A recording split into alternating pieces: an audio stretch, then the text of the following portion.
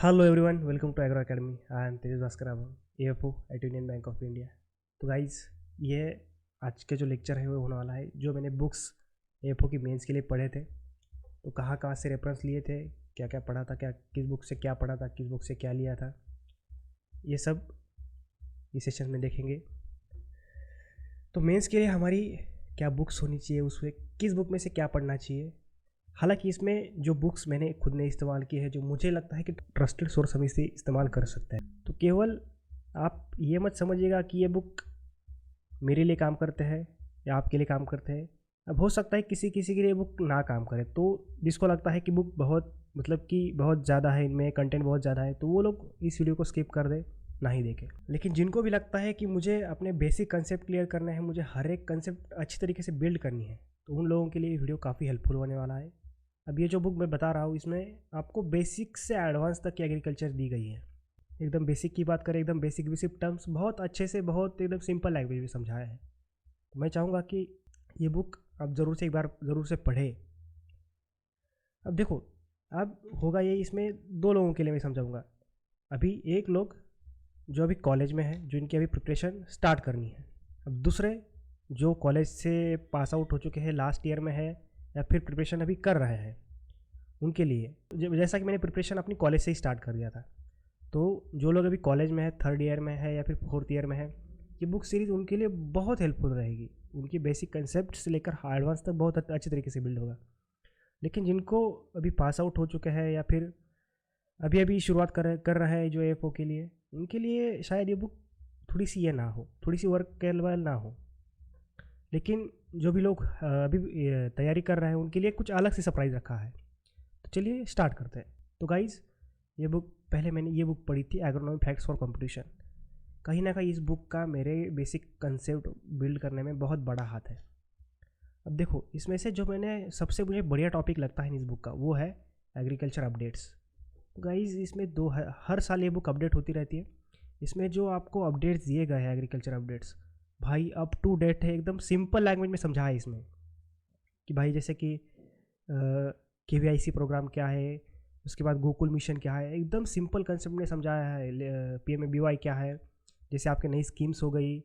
इसके अलावा कुछ ऐसी कंसेप्ट जो आपको अदर देन बुक से हट के पढ़ाती है, बुक से हट के पढ़ना पड़ता है, वो आपको इस बुक में मिल जाएगी। उसके बाद जो प्रोग्राम स्टार्ट किए थे, जैसे कि नीलखोरी प्रोग्राम हुआ, अपना नमामि गंगे मिशन हुआ, ये जो प्रोग्राम्स नए नए प्रोग्राम स्टार्ट होते हैं, ये भी इसमें दिया गया है।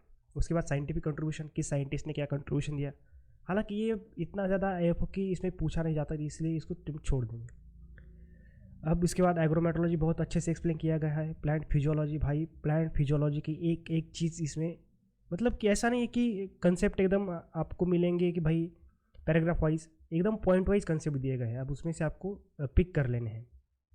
क्रॉप कल्टिवेशन भाई एकदम बढ़िया से समझाया गया है। Soil and tillage her book में जैसा होता है उसी तरह इसी बुक में भी है। उसके बाद ये पार्ट जो है plant nutrient and soil fertility, भाई साहब जिस तरह का कंटेंट इस बुक में है, आपको किसी भी नोट्स में नहीं मिलेगा, किसी भी नोट्स में नहीं मिलेगा। क्योंकि मेरे जो भी कंसेप्ट स्ट्रांग हुए हैं, बस plant nutrients and soil fertility के, without any misunderstanding, without any confusion, आपके भी यही से बिल्ड होंगे। उसके बाद वाटर मैनेजमेंट बहुत अच्छा समझाया, लेकिन हाँ, वाटर मैनेजमेंट में कुछ न्यूमेरिकल दिए गए हैं जो कि मेरे ख्याल से आप ना पढ़े तो ही उचित है। उसके बाद ड्राई लैंड एग्रीकल्चर भी बहुत अच्छे समझाया गया है। ये वीड मैनेजमेंट इसमें थोड़ा ज़्यादा लेंदी दिया है। वीड मैनेजमेंट आपको एकदम से इसमें सिलेक्टिव करना है, सिलेक्टिव अप्रोच रखिए वीड मैनेजमेंट में, तो ये बुक काफ़ी बढ़िया है। उसके बाद क्रॉपिंग सिस्टम की एक एक टर्म समझाई गई है। उसके बाद एग्रीकल्चर स्टैटिस्टिक तो आपको करना है ही नहीं। अब इसमें ये जो बुक है, ये ICR के पॉइंट ऑफ व्यू से बनाई गई है, एकदम डीपली बनाई गई है। अब इसमें कुछ ऐसे पेपर्स होंगे जो उनके हिसाब से होंगे, ये MCQ जो होंगे उनके हिसाब से होंगे, लेकिन आपको पढ़ना ज़रूर है। इससे होगा ये कि आपको एकदम डिफिकल्ट लेवल की MCQ जो होते हैं उसको टैकल करने में आसानी होगी। लास्ट में आपके कुछ इंस्टीट्यूशन दिए गए हैं, हालांकि एक आध इंस्टीट्यूशन पूछ लेता है, जैसे इस बार पूछा था शायद जो दिल्ली में इंटीग्रेटेड पेस्ट मैनेजमेंट वाला पूछा गया था, उसी तरीके से इसमें दिए गए हैं। उसके बाद हॉर्टिकल्चर की ये मेरी सबसे पसंदीदा बुक है, ग्लाउस्टस हॉर्टिकल्चर। भाई इसमें इस बुक की क्वालिटी, मतलब आप समझे कि एकदम सिंपल दिया गया है, किसी भी टॉपिक को एकदम आसान भाषा में समझाया गया है। हॉर्टिकल्चर के बड़े बड़े कंसेप्ट आप एकदम एकदम चिंदी लैंग्वेज में समझ सकते हैं। अब कुछ लोग कहेंगे कि सर इससे अच्छा हम इंस्टेंट ही पढ़ लें। हाँ गाइज, इंस्टेंट हॉर्टिकल्चर भी एक बुक बढ़िया बुक है, नो डाउट, लेकिन मुझे नहीं लगता कि इंस्टेंट हॉर्टिकल्चर जिस तरीके का कंटेंट इसमें दिया गया है उस तरीके का इंस्टेंट में है। इंस्टेंट भी बहुत अच्छी किताब है, नो डाउट, मैंने भी इसे एक दो बार पढ़ा है, लेकिन उस बुक में और इस बुक में डिफरेंस ये है ना कि आपको इसको बार बार पढ़ने का मन करेगा। आप इंस्टेंट एक बार पढ़ लोगे, आपको दोबारा पढ़ने का मन नहीं करेगा। जिस तरह की उसकी पेपर क्वालिटी है, बाकी चीज़ें हैं, उस तरीके से आपका मन नहीं होगा। लेकिन ये जो बुक है भाई, सच में बढ़िया बुक है। अब इसमें शुरुआत होती है इंट्रोडक्शन पे हॉर्टिकल्चर से। सारे के सारे करंट के जो भी कंट्रीब्यूशन है, जो भी करंट की चीज़ें चल रही है हॉर्टिकल्चर में, सारी की सारी इसमें दी गई होती है। उसके बाद एक क्लासिफिकेशन वगैरह तो आपको हर बुक में, एक जैसे कि हर बुक में आपको जैसी चीज़ें मिल जाती है वैसे। उसके बाद ये importance of horticulture in national economy, ये बढ़िया टॉपिक दिया गया है इसमें कि फ्रूट की क्या वैल्यू है हमारी इकोनॉमी में, वेजिटेबल की क्या है, एरोमेटिक प्लांट्स, उसके अलावा सब्जियाँ, आपका फ्लोरिकल्चर हुआ, ये सब दिया गया है इसमें। उसके बाद सॉइल एंड क्लाइमेट, ये भी हर बुक की तरह इसमें भी है। उसके बाद प्रोपोगेशन मेथड्स बहुत सिंपल तरीके से समझाए गए हैं भाई, एकदम डायग्राम के साथ। उसके बाद वेजिटेबल क्रॉप्स मुझे इसमें वही बढ़िया लगे कि वेजिटेबल क्रॉप्स, हाँ, लेकिन इसमें एक खराबी यह है, क्रॉप समझाते वक्त उन्होंने हर क्रॉप की अलग अलग वैरायटीज़ दी है। वैरायटीज़ इन द सेंस कि अगर मान के चलिए एक ही जेनेरा में अगर अलग अलग स्पेसीज़ हो, फॉर एग्जांपल कि मान लेते हैं कि मैंगो के इन्होंने 8 से 10 प्रकार के साइंटिफिक नेम दिए गए हैं, मतलब हर स्पेसीज़ का अलग अलग नेम। तो आपको वो भाग वो जो है उसको छोड़ देना है, बाकी का आपको पढ़ना है। वो एक टेबल होता है उस बुक में, उस टेबल को आप छोड़ दीजिए, बाकी सब पढ़िए। इस बुक में वही एक, मुझे लगता है वही एक पढ़ने लायक चीज़ नहीं है, बाकी सारा पढ़िए आप। इसमें से भी काफ़ी सारे क्वेश्चन इसमें से बने हैं। उसके बाद फ्रूट क्रॉप, जो कि आपको हर किसी में मिल जाएगा, ठीक इसी तरह दिया गया है। अब इसमें पोस्ट हार्वेस्ट हैंडलिंग, ये बहुत बढ़िया पार्ट दिया गया है। ये किसी भी बुक में नहीं, इतनी अच्छी तरीके से किसी भी बुक में नहीं मिलेगा जिस तरह से कैसे ई बुक में दिया है। उसके बाद हमारा ये बहुत कम क्वेश्चन पूछता है फ्लोरिकल्चर पर, फ्लावर क्रॉप्स हो गए, ऑर्नामेंटल क्रॉप्स हो गए। तो आप इस चीज़ को थोड़ा सा कम भी पढ़े तो दिक्कत ही कोई बात नहीं है इसमें। उसके बाद स्पाइसेस एंड मेडिसिनल, तो इसमें स्पाइसेस आपको पढ़ना ही पढ़ना है। मेडिसिनल और एरोमेटिक प्लांट के बस नाम पढ़ के उनका एक एक इस्तेमाल पढ़ के उनको छोड़ देना, जैसे कि उनका कौन सा पार्ट यूज़ होता है, उनका साइंटिफिक नेम क्या है, बस इसको इतना पढ़ के छोड़ दीजिएगा। उसके बाद ग्रीन हाउस का एकदम बढ़िया से कंसेप्ट समझाया गया है इसमें, और आपको ये पढ़ना ही नहीं है कि भाई रिसेंट एडवांसेस इन हॉर्टिकल्चर क्या है, मतलब कि इसमें से लगभग कभी कभार क्वेश्चन बन जाता है। तो ये बुक काफ़ी बढ़िया है उन लोगों के लिए जिनको अपने हॉर्टिकल्चर के कंसेप्ट बिल्ड करना है। अब देखो, ये बुक उनके लिए भी बढ़िया है जो ICR की प्रिपरेशन कर रहे हैं हॉर्टिकल्चर की। ये तो हॉर्टिकल्चर के बारे में। अब भाई आता है, इससे पहले समझता है कि और मैंने और प्रिपरेशन कहाँ से करी।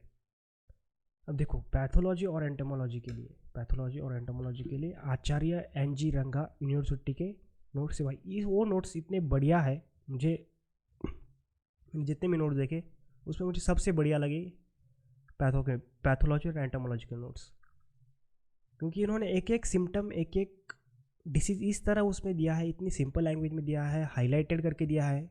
माय गॉड, कोई तोड़ नहीं, इस बात का कोई तोड़ नहीं। कोई किताब आपको इतनी आसान, इतनी सरल भाषा में कोई भी डिसीज समझाएगी। तो इस नोट्स को आप ज़रूर से प्रेफर करिएगा एक बार। अब बात आती है animal husbandry, sericulture, apiculture, forest, ये जो माइनर सब्जेक्ट हैं। हालांकि एनिमल हस्बेंड्री के काफ़ी सारा 10 से 12 क्वेश्चन बनते हैं एपो में, ये माइनर सब्जेक्ट नहीं है। लेकिन पॉइंट ऑफ व्यू से सब ये करें कि एग्रीकल्चर के पॉइंट ऑफ व्यू से अगर हम समझे तो agriculture animal husbandry minor subject में आता है। तो animal husbandry, sericulture, apiculture, forestry, fishery और एग्री इंजीनियरिंग, इन सब के भाई मेरे पास हैंड रिटन नोट्स है खुद के। अब होता क्या है ना, ये जो माइनर है इसमें से कुछ भी पूछ लेते हैं, अब उनका पूछने का कोई ढंग नहीं है एएफओ वालों का। तो आपको तैयार रहना पड़ता है, आपको इसमें हर एक चीज़ प्रिपेयर करनी रहती है। तो आपको हर इसके लिए अलग अलग बुक, अलग अलग वेबसाइट रेफ़र करनी पड़ती है। देखो, अब वेबसाइट की बात निकली ही है तो देखो TNAU की वेबसाइट है, TNAU, उनके भी काफ़ी बढ़िया नोट्स हैं। उसके बाद ICAR का ई कोर्स करके एक आता है, अगर आप ecourse.com डालेंगे तो उनके काफ़ी बढ़िया, उनके भी काफ़ी बढ़िया नोट्स है। अगर आप नाबार्ड की तैयारी कर रहे हैं या फिर किसी भी डिस्क्रिप्टिव की तैयारी कर रहे हैं तो ई कोर्स आपको ज़रूर से ज़रूर पढ़ना है भाई, क्योंकि उसमें भी बहुत आसान लैंग्वेज में बड़े बड़े कंसेप्ट समझाए गए हैं। अब एनिमल जो ये सब तो हैंड रिटन है मेरे पास। उसके बाद अगर आपके जिस सब सारे सब्जेक्ट तैयार हो जाते हैं तो आपको करना ये है कि ऑब्जेक्टिव। भाई मैंने जितने भी दो एग्ज़ाम मैंने फर्स्ट अटेम्प्ट में निकाले हैं, अगर मुझसे मेरी सक्सेस का कोई राज पूछे तो मैं इन्हीं किताबों को दूंगा कि मैंने जितने भी एग्ज़ाम के लिए प्रिपरेशन करी मैंने सबसे ज़्यादा ऑब्जेक्टिव पढ़े, क्योंकि आपको वहाँ जाके फेस करने हैं ऑब्जेक्टिव। तो जितने ज़्यादा आप ऑब्जेक्टिव पढ़ेंगे उतना ज़्यादा आपके लिए अच्छा रहेगा। अब देखो ये SR कांतवा की ये जो बुक है भाई, सबके लिए मैं रेकमेंड करूँगा कि एक बार से ज़रूर पढ़ें, क्योंकि मैंने जितनी बार इसको पढ़ा है मुझे हर बार एक एक दो क्वेश्चन ऐसे मिलते गए हैं जो कि IBPS ने विथ ऑप्शंस वैसे कि वैसे ही उठाए हैं। अब मुझे भी पढ़े हुए इसको लगभग 1 साल से ऊपर हो गया है, तो मुझे भी याद नहीं आ रहा है कि इसमें से मैंने क्या क्या पढ़ा था, मतलब कि कौन से क्वेश्चंस उसमें आए थे, ये मुझे क्वेश्चन याद नहीं आ रहा है। लेकिन जब मैं पढ़ रहा था तो मुझे ऐसा लग रहा था कहीं IBPS, बहुत बार ऐसा लगा कि IBPS ने यही से क्वेश्चन उठाए थे।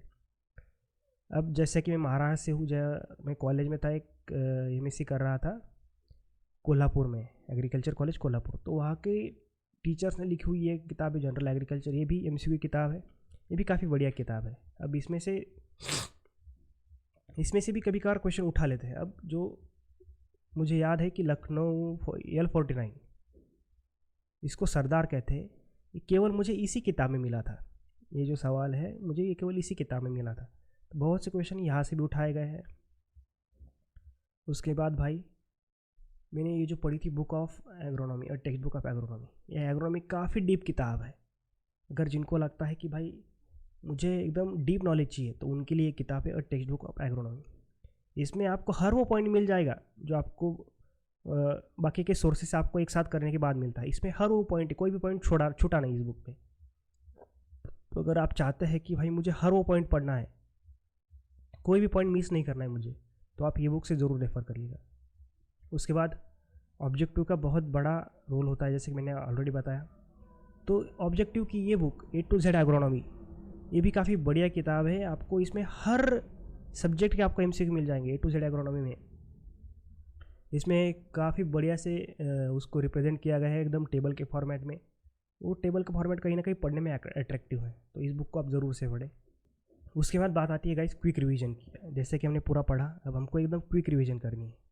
उसके लिए आप सबसे बढ़िया किताब NR सुंदा कर लीजिए। उसके बाद ट्रीजर्स ऑफ एग्रीकल्चर, ये भी एक बढ़िया सी किताब है।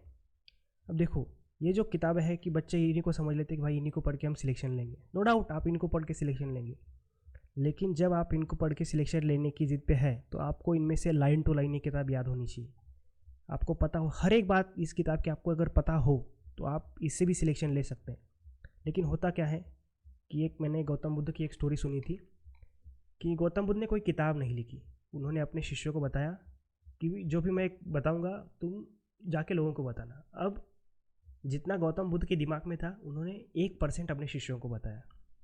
अब शिष्यों ने जितना 1% में से सुना, उसी 1% में का भी 1% उन्होंने किताब में लिखा।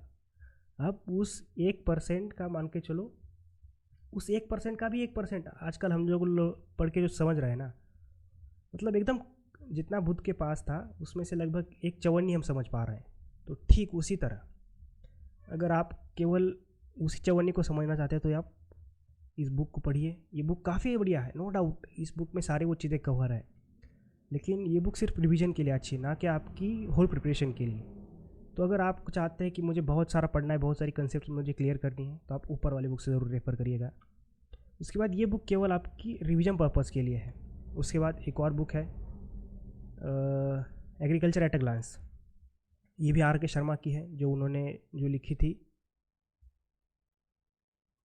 एग्रीकल्चर एट अ ग्लांस, ये भी काफ़ी बढ़िया किताब है। तो आप इसे भी पढ़ सकते हैं, लेकिन केवल रिवीजन पर्पज़ से। उसके अलावा ICAR के नोट्स भी हैं। अब देखो मैं जिस कॉलेज में था एक प्राइवेट कॉलेज था। अब प्राइवेट कॉलेज वालों की क्या कंडीशन होती है मुझे पता है, ना वहाँ पर ठीक से लेक्चर होते हैं, ना ठीक से प्रैक्टिकल होते हैं। अब आपको खुद से तैयारी करनी होती है इन सब चीज़ों की। तो आपको कोई बताने वाला नहीं होता है कि भाई आईसीआर के नोट्स पढ़ो, ये करो वो करो। तो मुझे किसी ने नहीं बताया था कि आईसीआर के भी कोई नोट्स होते हैं, तो भी मैंने उनको कभी पढ़ा नहीं था। तो मैं आज भी उनको कभी नहीं पढ़ता हूँ, क्योंकि मेरे पास बहुत अच्छे सोर्सेस है, तो वो उन्हीं को हर बार रेफ़र करता हूँ। तो अगर आपको लगता है कि आईसीआर के नोट्स बढ़िया है तो आप डेफिनेटली उसके साथ जा सकते हैं। लेकिन अगर आपको लगता है कि भाई जो भी ऊपर की बुक में है, अगर हम इतने सारे बुक नहीं पढ़ना चाहते तो क्या?